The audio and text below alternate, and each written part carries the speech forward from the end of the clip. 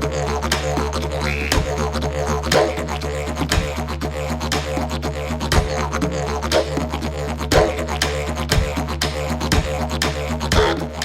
we get into the episode today, I'd like to acknowledge the traditional owners of the land on which we are gathered on and pay my respects to elders both past and present, as well as acknowledging any Aboriginal or Torres Strait Islander educators who are tuning in. Hi everyone, welcome to Educator Yarns. I am just here with Taylar, who is from Hopscotch Kindergarten in Toongabbie. And before we start yarning, I'm just going to read out her bio.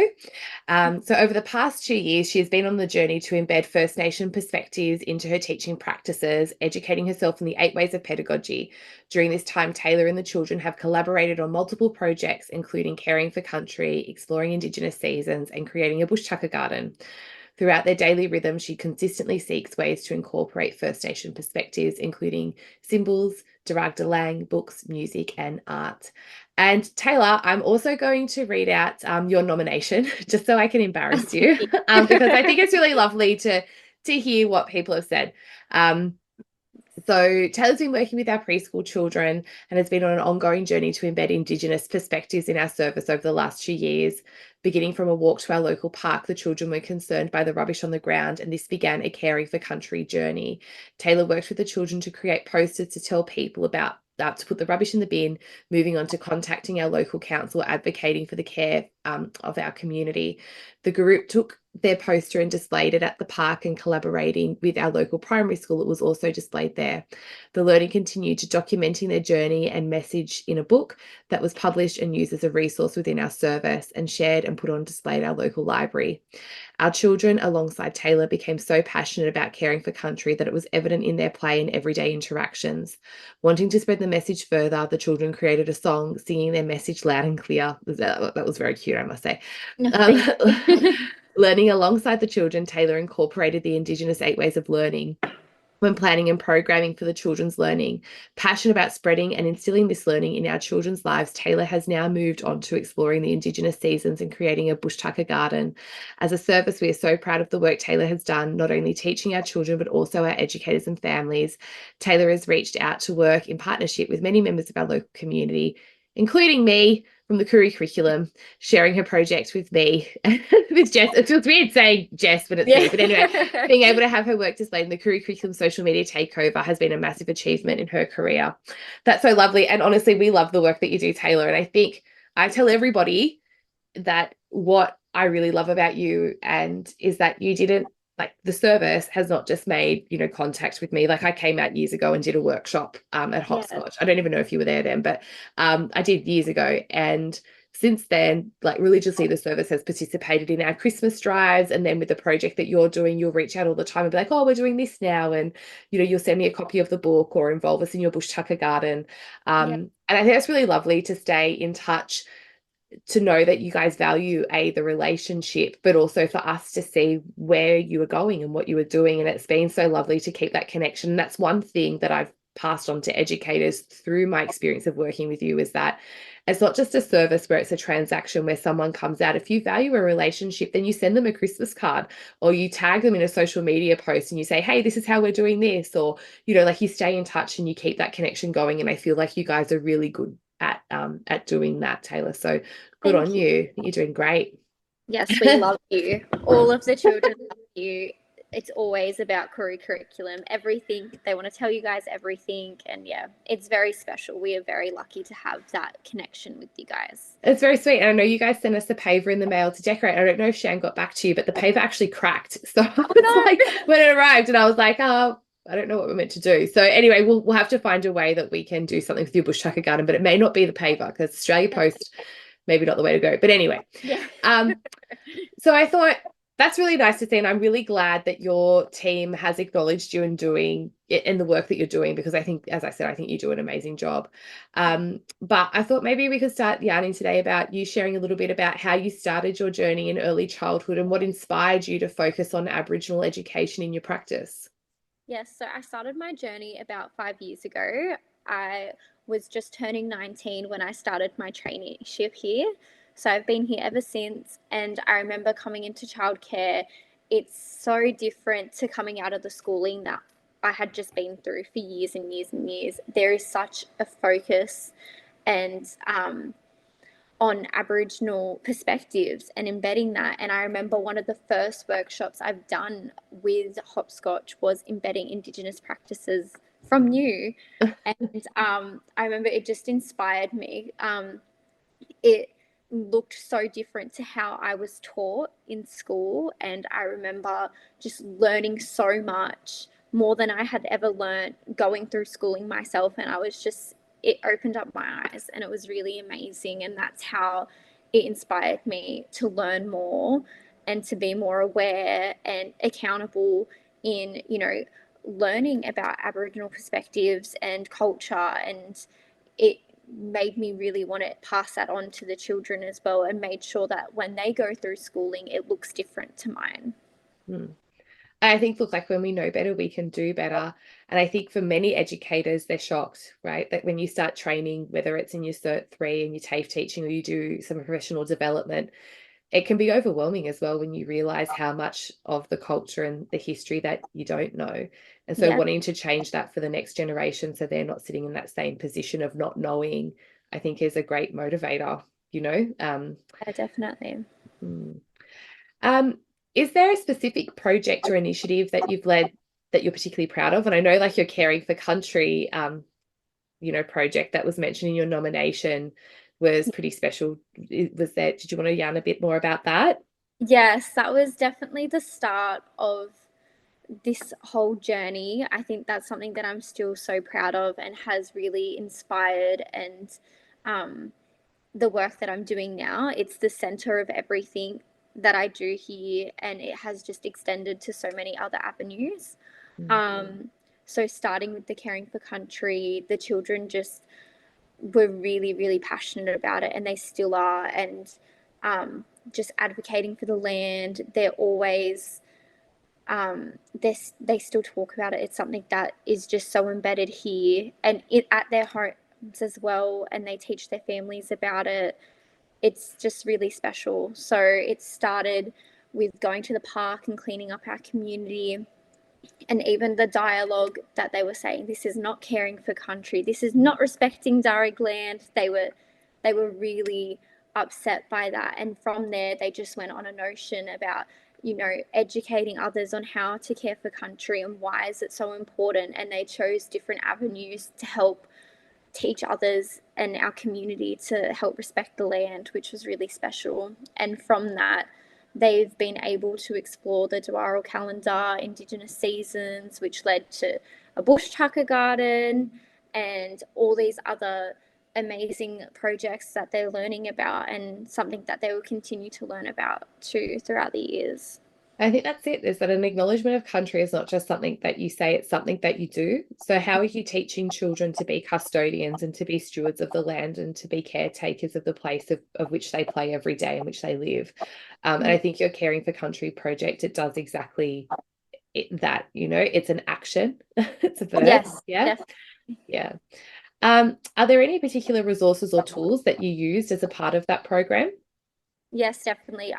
The Aboriginal 8 Ways pedagogy definitely inspired a lot of how I taught the children, like how I would, you know, scaffold their learning, how I would help them, you know, work through the project. Also, obviously, the Koori curriculum was definitely a big inspiration to our project and still is. A lot of what you guys post and share and your videos, everything, the children really love that, and we're always able to link it to something that we do, whether it's taking part of the Pollinators Week and linking that back to how that contributes to caring for country, or, you know, the bush tucker garden, how to start a bush tucker garden. There's always something that we can take from that. And so with the 8 Ways of Learning, because not all of our listeners will be familiar with that, can you yarn a little bit about that pedagogy and what it is? Yes, so the 8 Ways is an Aboriginal pedagogy, and it helps kind of, the way I explain it is how everyone has different ways of learning and what ways help particular people, or which ways people respond to better. Like, I'm a visual learner, so everyone's different. So in the 8 ways, it kind of gives you examples on how to explore learning through different ways. So it's like storytelling, symbols, connecting to the community. There's 8 different ways on how you can integrate Aboriginal perspectives and teaching into your practices. Yeah.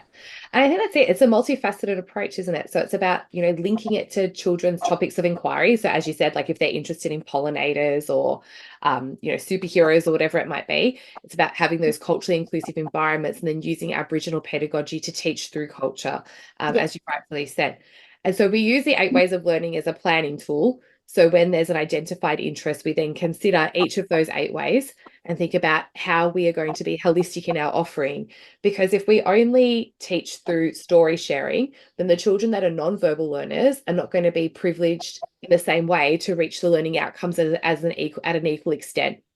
So obviously these are ways that Aboriginal children know, learn, and do best. But when you actually look at the 8 ways of learning, you probably will identify yourself and other children within there as well and think about, oh, like, yeah, we can see that so-and-so really learns through, nature-based play and pedagogy and connecting with country, and somebody else is really relational and they love connecting with community. Yourself, you're a visual learner. So you can see yourself, and you will also be able to identify what teaching styles you lean towards. So for me, I learn through storytelling and story sharing. That's also how I prefer to teach. So what are my preferences and what things do I avoid?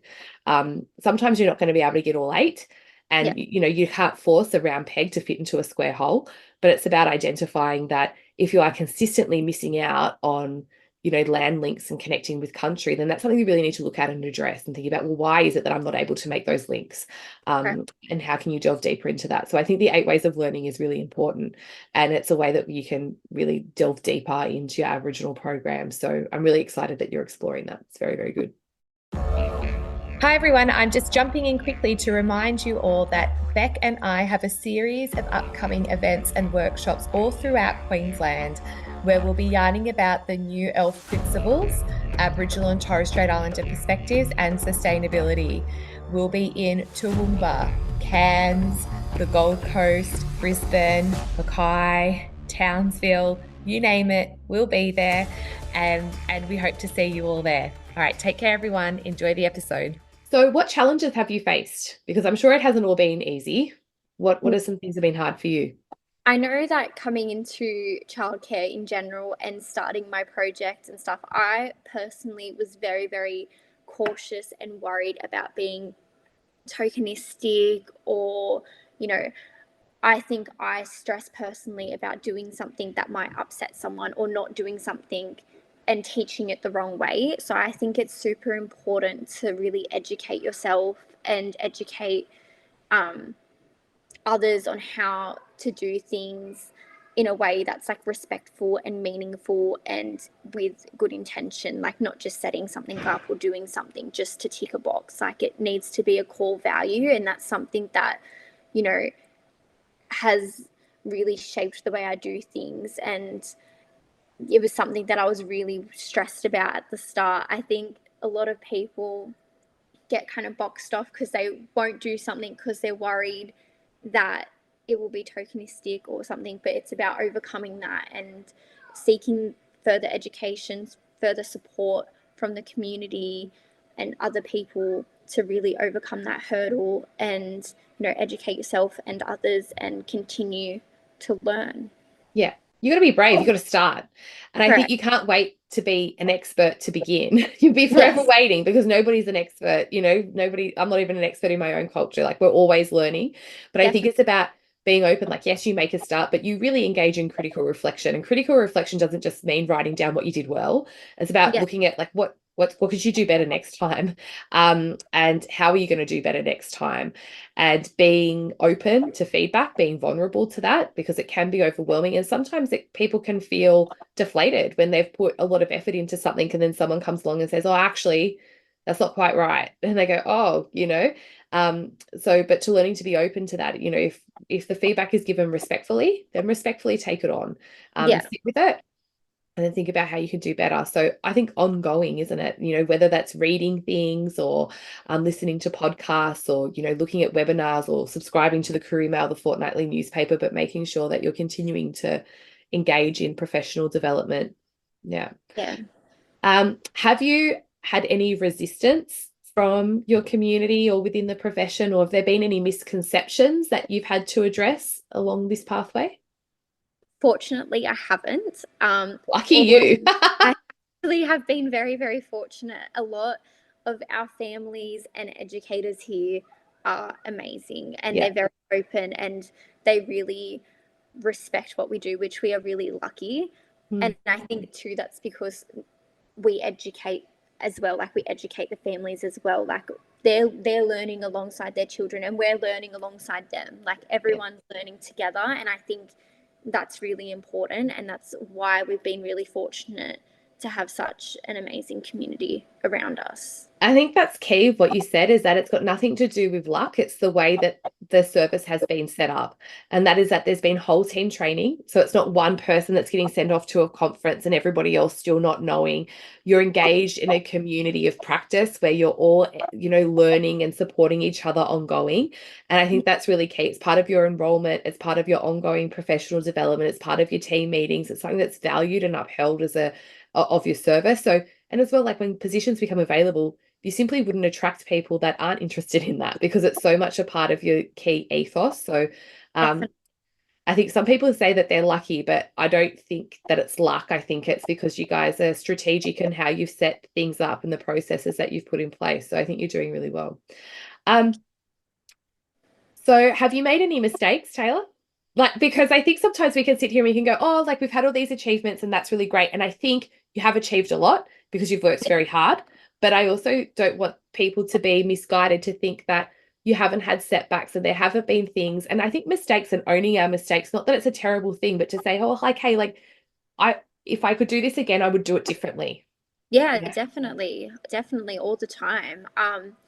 Just to think of like a few, like, we've been trying to start a bush tucker garden, and we're planting different bush tuckers, and we could have done more research on some things. There's definitely some things, I look over and a plant's dying and I'm like, oh no, because I didn't read up about it properly, or I didn't put it in the right place. There's definitely setbacks all the time. It's just how you overcome those things. So we started a bush tucker garden and half of our plants survived, half of our plants didn't. So that was a moment where I'm like, oh no. But then I didn't want to get caught up in that moment. So me and the children reflected on it. What can we do? Who can we reach out to? And we did our research, and there's a company out there called Bush to Bowl, and they're an amazing company. And we reached out to them asking, if they could send some advice through. So I think there's always going to be mistakes or setbacks or anything. It's just how you view them. Challenges are an opportunity, and I think that's how we like to look at it here. It's a great disposition to have, to see that as an opportunity for further growth and knowledge. And I really, really like that you reflected on that with children. The learning is not separate.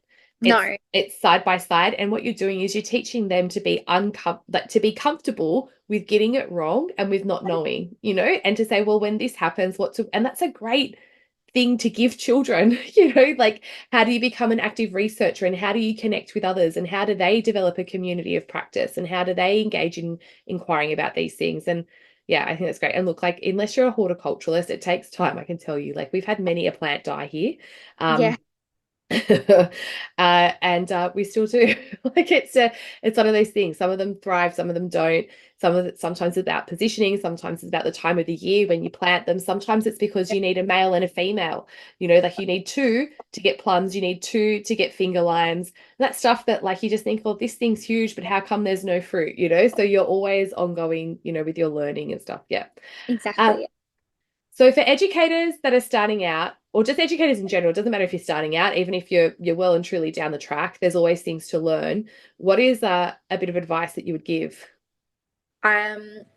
Learning, definitely. Learning is ongoing. I think always seeking further support, learning, community. I am very much one to try and connect with the community as much as I can. I think it's so important, and there's so many resources out there and groups that will help and that you can learn off and that have so much knowledge, and it's just about, you know, seeking that further education. And it just can start so simply by, you know, participating in a webinar, and then from there it can really just go in a whole different direction. So what I personally like to do is I'm constantly doing webinars, constantly challenging my learning, trying to learn more, trying to learn different things, extending on my learning.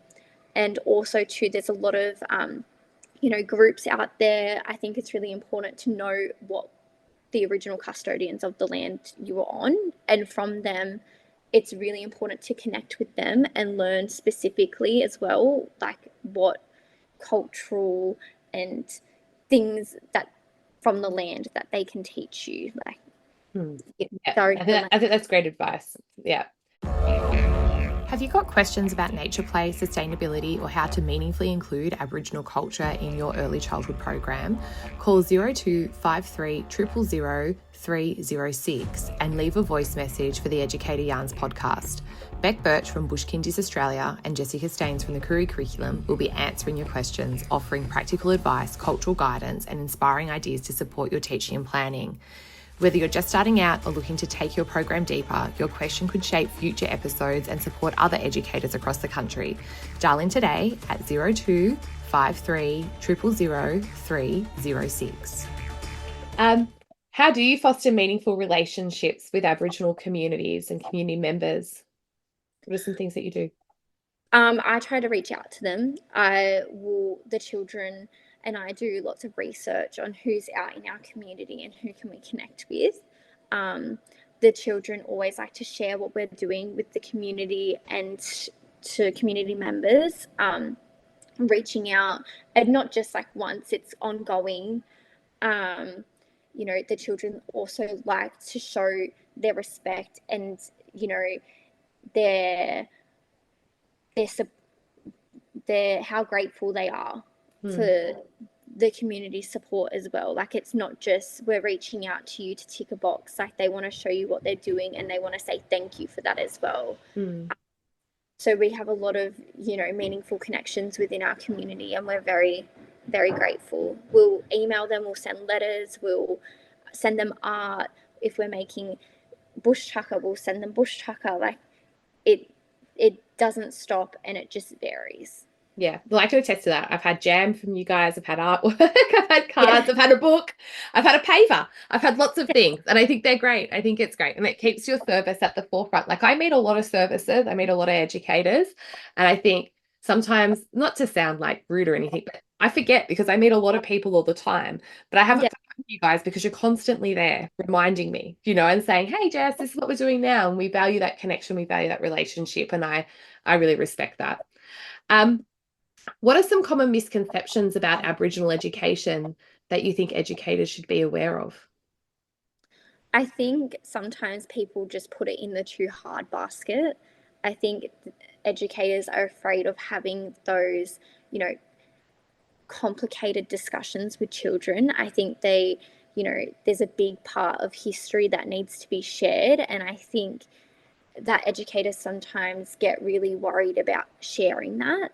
And I do understand that, but it's not about, you know, hiding away from that. And it's not about not discussing it. It's about how you discuss it, making sure it's done meaningfully and respectfully, and, you know, teaching the children, how do we learn from that? What can we do better? You know, and I think that's a big misconception, is that it's easier just to not talk about it when that's not the case. That's right. I think Aboriginal programs is hard, and it's challenging, and it's uncomfortable, particularly when you're looking at historical injustice, you know, current affairs and issues that, you know, mob are experiencing. And by avoiding it, you're doing a disservice, you know, and I think it puts that out that sort of says, you know, we're happy to do inclusion when it's about celebrating you. But we can't support you through the hard stuff. So to be an ally, it's about walking with and signing up to do some of that hard stuff. And, particularly, the 26th of January is a prime example of that, being able to really stand up and show your values and wear your values and speak your truth and your values. I think that's just one example that I can think of. But yeah, it is hard work. It definitely is, yes. Yeah. So is there a particular book, resource, or individual that has inspired you the most in your journey, and why? There's definitely been a few. Obviously the career curriculum, we've touched on that. Thanks. Again, definitely you guys, like, you constantly share resources that help to inspire us and to continue to improve our practices and to get us to reflect and think. Also, Gary Purchase, he is an amazing artist, and he has come out to us multiple times and done workshops with us as educators and the children consistently. So we really value him and his artwork that has inspired multiple projects and influences throughout what we do. The Ghost Net Weavers, which is something that Jess taught me about, that really helped, kind of not conclude, but to really amplify my Caring for Country project, because it's identifying the issue that we need to care for country, and there's people out there that are, unfortunately not caring for country and littering and doing X, Y, Z, but this group is, helping turn this issue into something beautiful. They're turning it into art, and what can we do? Like, how can we help support this? What's another way of looking at this issue? So those are three things that have been really, and people that have really inspired. Good. Okay, so if listeners could take away one key message from our conversation today, what would you want it to be? Just start. You need to start. As you said, it can be uncomfortable and hard and confusing, but you just need to start. Someone has to start somewhere, and I think it's really important to continue your learning and to really just start your practice in embedding Aboriginal perspectives.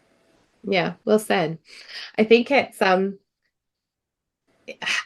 for educators to have that reality check that it's not easy, and there's no magic wand, and it's not about a formula like take these steps and that it will be okay, but it's about all these dispositions, Taylar, that you have, that you're open, you're vulnerable, you're committed, you're dedicated, and you keep showing up.